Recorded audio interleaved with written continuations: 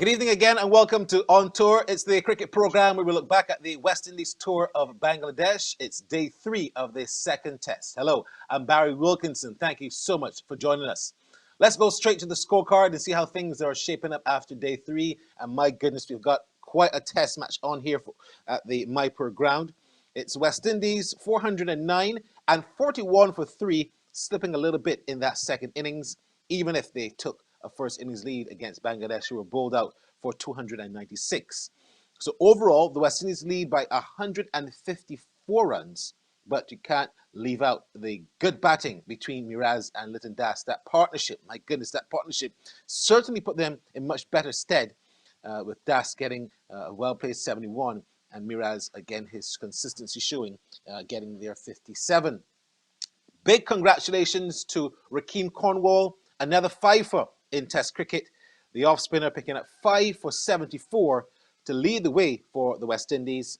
And as you saw, 3 quick wickets falling there for the West Indies, and that put them in not the best position, but we've got a very big fight on our hands. And I think this Test match is again going to go down to the wire with the West Indies leading by 154 runs. All right, so let's go to our panel. Tino Best, the former Barbados and West Indies fast bowler, and our international correspondent, Johnny Barron. Our regional correspondent is none other than Vinod Mamchand.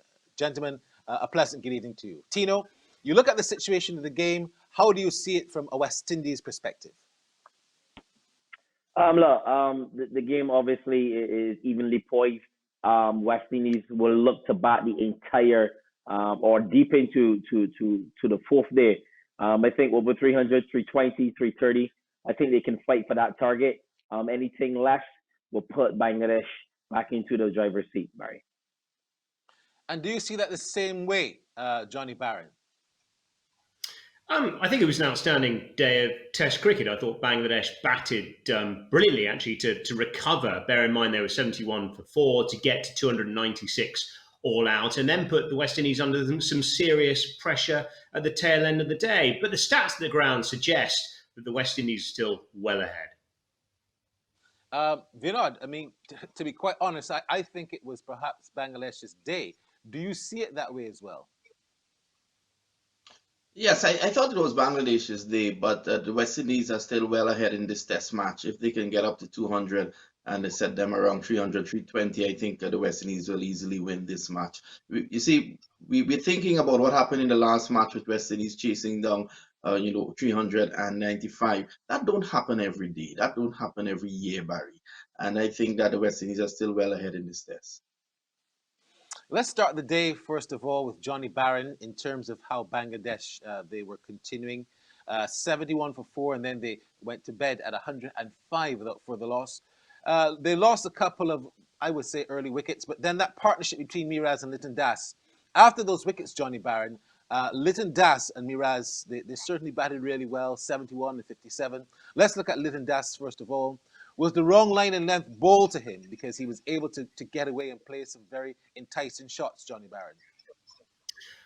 I think Liton Das played very well, and I think he played very well alongside Miraz as well, who's having the most terrific series, already 100 and a 50, of course, and wickets all the way through the course of this Test series. But I thought they both batted superbly.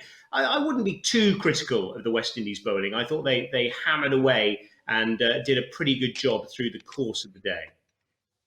And what about the batting of Miraz in terms of how he was able to rotate strike? He was able to give Liton Das perhaps the upper hand and the lead to take that partnership forward, because at one stage it looked like they might have also slipped in the middle as well. Yeah, absolutely. I mean, I think 126 runs for that 7th wicket. I mean, it's becoming a critical wicket for Bangladesh in this Test series, with Miraz batting beautifully in both games. I thought they did brilliantly, and they really recovered because there was a bit of a tumble of wickets with the last 4 going down for 15 runs after that. Tino, Rakeem Cornwall, a lot has been said, a lot continues to be said about this off-spinning all-rounder or off-spinner who bats a bit. His batting statistics don't suggest that he's around at the moment, but he is bowling quite well. 5 for 74. He seems to love that part of the world in terms of getting 5-wicket hauls in India. He got 10 wickets in the match when they played against Afghanistan, and now a fifer. How well did Rakeem Cornwall bowl? I thought he bowled beautifully. Bowling 32 overs, Barry, for 70 runs and getting a fifer is spectacular. In terms of like his length and his length, keeping the batsman in check as well. I thought he bowled with a lot of discipline. And the only thing for me is just Rakeem to get a lot fitter, to lose some more pounds. But he's a very, very good cricketer. No one ever questioned his cricketing ability. They always question his fitness and his mobility. And my advice to the young man is continue to eat well, continue to try to lose some weight, and just try to get fitter. What it was with Zook, he's a terrific person in the dressing room. Oh man, he is so funny, Barry. He is a wonderful human being. I got to know him from a different perspective, not as a competitor, but as a member of staff, and he's a terrific person to have in the dressing room, Barry. And I just want him to continue to go from strike to strike, work on his fitness, which is absolutely critical. And he bowled well. And congratulations for I think it's his second fifer. Look, I want to engage a little bit on this because you were his personal trainer for about 6 weeks at the CPL. And he actually has some semblance of success where his fitness was concerned. What is the biggest problem, or what do you think Rakeem needs to work on mostly to work on that fitness problem? Because you certainly did a great job with his fitness at the CPL. I think eating for every cricketer, not only Rakeem, but on the whole, just using the right carbohydrates and the right proteins to fuel energy to play cricket. A lot of people think dieting is not eating and you're going to lose weight. No, you got to eat and then you lose weight. I think that once Rakeem used the right fuel or the right nutrients and stuff, he will lose weight.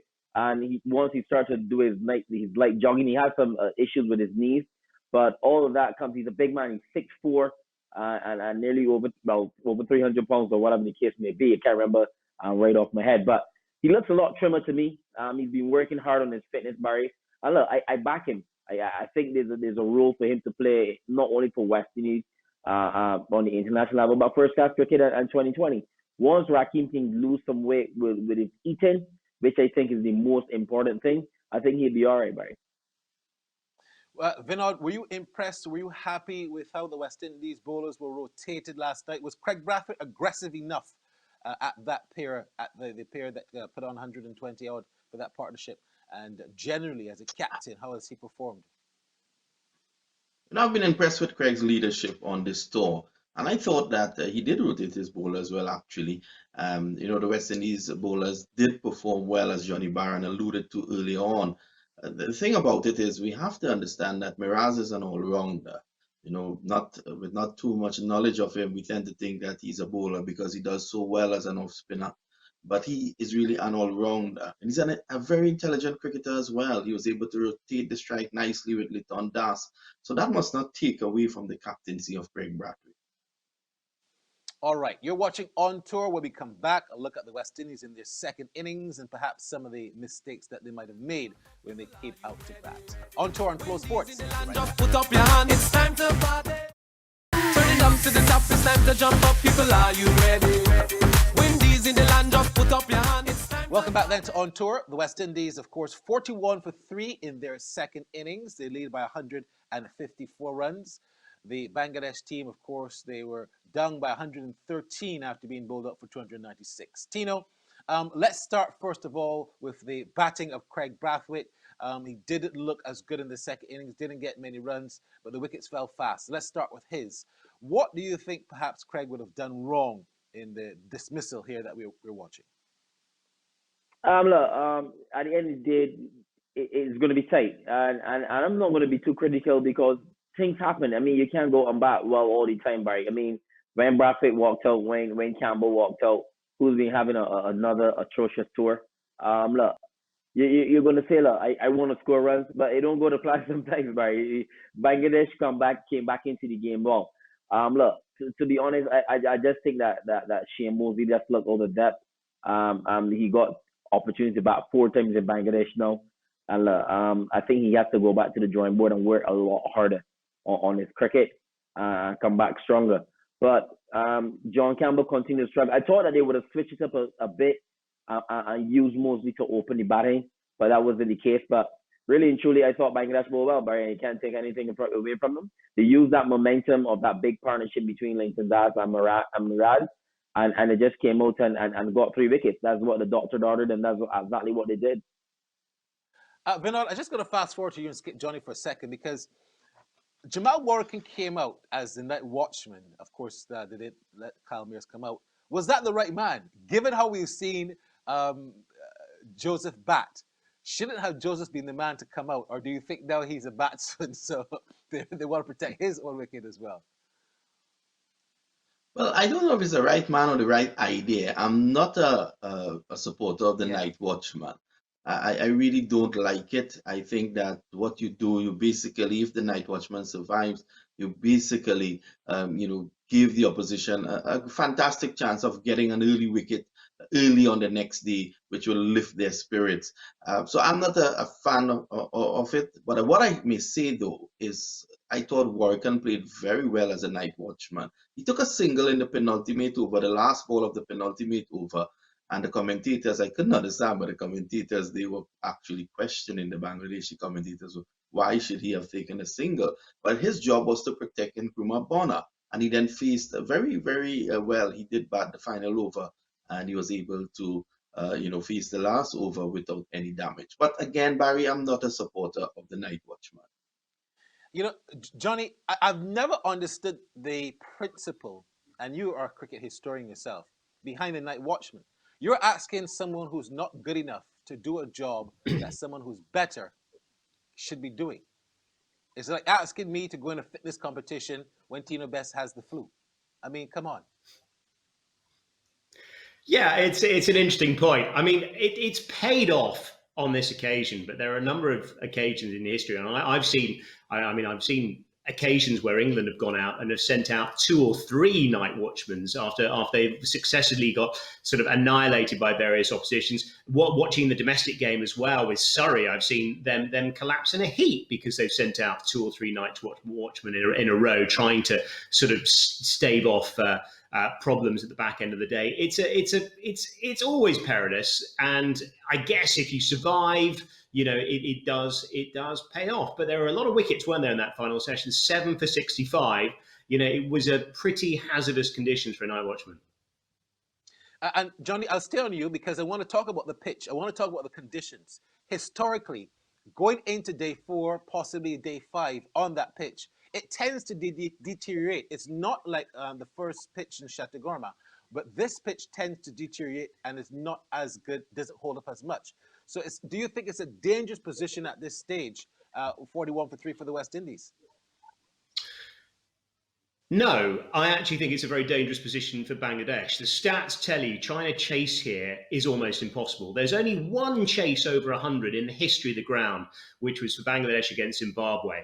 And back in 2014, I think the West Indies are well ahead here. 7 for 65 fell in that final session. Rakeem Cornwall was getting bounced off the straight because he's a big, tall man. I expect him to be even more of a threat in the 4th innings of the game. For me, the West Indies are well ahead. If they can get 220, 250, for my money, that will be plenty here. I think it's turning a great deal, and I think it'll be even harder tomorrow. You agree with that, Tino? Yeah, absolutely, Barry. My recollection of playing there, we didn't have a spinner in our team as good as Rakeem Cornwall. It was up to left to a guy from Barbados, played for 24. I won't call his name, but look, I think West Indies got to bat properly. They just need to consolidate, just get some 40s, get some 30s, get some partnerships going. I should say, and get to 300. I think anything over 300. I think you're in the box seat. I think that will be the sentiment echoed by Phil Simmons tomorrow morning when they're going to bat. Kyle Mears to play a big role. Every time he comes out, everybody's expecting Kyle to score some runs. So that's the expectation when you score a double 100 on debut. But look, they're gonna need some rain, power in Rakeem Cornwall and Azari Joseph to fire again. And look, you just need some little partnerships. You don't need someone to score 100 in the second innings. You just need some good 60 and 70 run partnerships. and I think you're in with a shout. So I wouldn't say 225, 250, Johnny. I think they need a little bit more just to be safe. I was gonna say to Vinod Mamchan, Carlos Brathwick has not lived up to the expectation of those 4 6s. It has been really tough on him. I remember Ricardo Powell playing in the Coca-Cola Singapore Cup when he got a brilliant century against India, and he never really took on from there.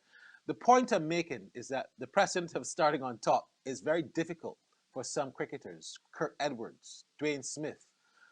There are just a couple that I can think about. Adrian Barat, who left because of other reasons.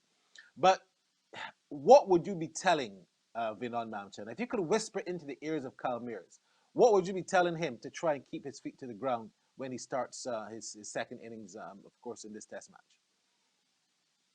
Well, it's very simple. I would start by telling him, your next inning starts at 0. Forget what you have done, put that away. It was a great week, a week where you would have gotten millions of calls from around the world. You just forget that, put it away, and remember your mindset coming into the series when you go out to bat tomorrow. I think if we can get to 200, we're going to win this handsomely. If West Indies should even get up to 150, Barry, they're still going to win this match. Well, they're there now. This 154 is the lead, so who knows what could happen. All right, you're watching On Tour. When we come back, we're going to hear from the cricketers and see how they feel about going into day 4 in this test match. You're watching On Tour on FlowSports. Windies in the land, just put up your hand. It's time to party. Turn it up to the top. It's time to jump up. People, are you ready? Windies in the land, just put up your hand. It's time to... So we're back on Tour. Of course, just to remind you of the situation of this test match. West Indies 409 and 41 for 3. Bangladesh 296. It almost seems like if roles have been switched, because this is similar to the score in the first test when the West Indies were the ones who lagged in that first innings, and was Bangladesh who led the way in the first innings. So we've got a tremendous series on here. Rakeem Cornwall, 5 for 74, undoubtedly the man of the day, and afterwards he spoke with the commentators about a fantastic performance. Rakeem, congratulations, a second 5-wicket haul for you in Test match cricket. How do you feel about the achievement? First of all, I say thanks, Bish. I think it's a good performance, and I think the coaching staff backed me and put me in a good frame of mind to go out there and do the job. You had that 5-wicket haul, of course, in the warm-up game coming into the Test series. How have you found conditions here in Dhaka? I think the conditions are good and pitch is a little bit slow, but I think this one gets a little bit more bounce than down in Chittagong. So you just have to put the balls in the right area consistently and just be patient. What was it about the lines that you bowled today that brought you success? I think you're not really getting much spin from wide. I think bowling straight and you get bounce and spin from straight. So I just stick to that and have a word with the bowling coach, and I think, well, if that is working for you, just keep doing that for a long period.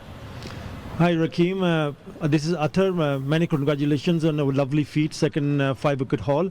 Have you done anything differently coming in these part of the world, in Bangladesh? Have you changed your line and length? Have you done anything different, or you've stuck to your basics, what you've done in the past? No, not really. I'm just trying to figure out the conditions as quick as possible and work with what the condition is giving me, and I just stick to the basics and do it for a long period. Rakeem, the way the game is set up now, how do you see, what are the important things going forward to day 4 of this test? I think tomorrow is going to be crucial. The first hour is going to be crucial. We just have to bat the first hour and then we can assess from there. And then when lunchtime comes, we can have a chat and see where we are at and then take it from there. You started out in cricket as a batsman, primarily who bowled a little bit later on, and your bowling has developed. What about the batting point of view? How keen are you to sink your teeth into more runs as your career goes on? Well, I would love to do that. At the moment, I'm not showing what I work with the bat, but I'm working hard on it, and I think as my career goes on, it will definitely show how I can bat in the lower order. Great stuff there from Rakeem Cornwall. Always a pleasure to hear from him. All right, let's start first of all now in our conclusion segment. And we'll start first of all with Tino Best. Tino, conclusion on day 3 and verdict for day 4. Yeah, well done to Rakeem Cornwall. I thought the fight from Bangladesh was terrific. That's what you want to see. That's what you expect when you're playing Test cricket. Day 4, West Indies, obviously, I think things are still balanced. Bangladesh should be thinking, look, we need to get these 7 wickets for as minimum runs as possible. West Indies will be looking to bat deep into the day. Anything below 300, West Indies will be very disappointed. Anything above, they'll be very happy. And going into that 5th day will be very interesting. Look, game still in the balance. I love cricket. I still think that West Indies will win this series 2-love. I didn't have them winning the series at the beginning, but the fight and the resilience that they have showed is absolutely tremendous. It shows me that Test cricket is well alive, and guys want to play Test cricket. And guys not only concentrate on the riches of the IPL and all the T20s around the world. So for West Indies to go on to win this Test match will be really good for their morale and really good for the people of the Caribbean as well. So I hope they go into the 4th day and all the best, guys. Go hard or go home. And Johnny Barron, conclusion and verdict for day 4? A terrific day of Test cricket that swung one way and then another today. I have to say, really good fight back from Bangladesh, and then excellent stuff from the West Indies. Not easy, 7 wickets going in that final session. Key thing for tomorrow for West Indies is to be batting at lunch. If they're batting at lunch, they hold all the cards for me. And ideally, of course, getting up to 300 would be riches and beyond. Well said. And finally, Vinod Mamchan, conclusion on day 3, verdict for day 4. Well, day 3, Barry, was a good day of Test cricket. It showed, as Tino said, Test cricket is alive and well. Looking ahead to day 4, I think if the West Indies could get anything in the region of 275, that's enough. So if they can add 150 to their lead, I think they should be home and dry. What they need to do is to bat the first hour. That first hour is going to be critical tomorrow morning. All right, wonderful stuff, gentlemen. Thank you so much for your thoughts and your opinions. Of course, you can reach us here at On Tour as well. All you have to do is send me an email. The email address is on screen, barry@lineandlength.net, or you can see me on IG or Twitter at @barwilkes. That is there on the bottom of the screen. Thank you so much, Rivelino Simmons, our executive producer, ensuring that is done. Gentlemen, we have a great Test match on our hands. Who thought that we would say that after the debacle in the ODI series, but we've had 2 good Test cricket matches. Is it going to go into day 5? We'll see. If you can't watch it live, join us here on tour for the highlight show and analysis. I'm Barry Wilkinson. Bye-bye for now. We are the West Indies. That's right. We are the West Indies. Turn it up to the top. It's time to jump up. People, are you ready? Windies in the land, just put up your